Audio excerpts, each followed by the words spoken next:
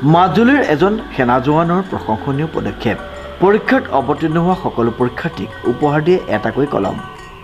আজি সমগ্ৰ অসমতে হাইস্কুল শিক্ষান্ত পৰীক্ষা আৰম্ভ হৈছে। এক জীৱনৰ এক খুঁটি যে হাইস্কুল শিক্ষান্ত পৰীক্ষাত আচলতে অভিভাৱক ছাত্ৰ ছাত্ৰী সকলোৱে এক্সাইটেড হৈ থাকে যে এক ভাবিব নোৱাৰা অনুভূতি, এক আৱেগ। এই পৰীক্ষাত আচলতে সকলোৱে ভয় ভীতি লৈ আহে।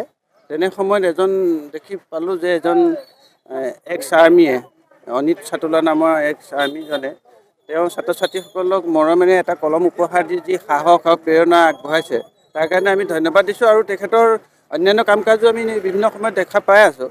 যোৱা বছৰো তেখেতে তেনেকৈ কলম দিয়াৰ জৰিয়তে আচলতে ছাত্ৰ ছাত্ৰীসকলৰ বুকুৰ মাজত সোমাব বিচাৰিছে। তেওঁলোকক আগবঢ়াই দিয়াৰ ক্ষেত্ৰত, এখোজ আগবঢ়াই দিয়াৰ ক্ষেত্ৰত তেওঁ যি পদক্ষেপ গ্ৰহণ কৰিছে, সঁচাই আমি তেওঁক ধন্যবাদ দিছোঁ আৰু প্ৰশংসা পাত্ৰ অনিতৰ ভৱিষ্যত উজ্জ্বল কামনা কৰিছোঁ আমি।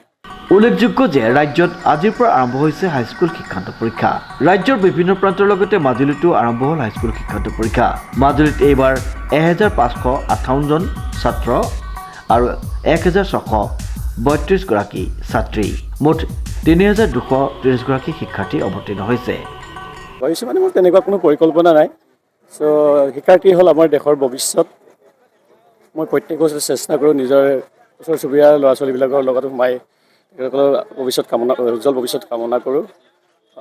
এই প্ৰত্যেক বছৰে আহি মেট্ৰিক পৰীক্ষা টাইমত আৰু উচ্চতৰ মাধ্যমিক পৰীক্ষা টাইমত মই ইহঁতক লগ কৰি কিবা এটা ভাল লাগে। সেইকাৰণে মই আহি প্ৰত্যেক বছৰতে মই ইহঁতৰ লগত সদায় প্ৰতি বছৰে অনিত চাটোলা নামৰ সেনা জোৱানজনে মাজুলীৰ আউনীআটী হেমচন্দ্ৰ উচ্চতৰ মাধ্যমিক বিদ্যালয় পৰীক্ষা কেন্দ্ৰত পৰীক্ষাৰ্থীসকলক উপহাৰ দি আহিছে একোটাকৈ কলম।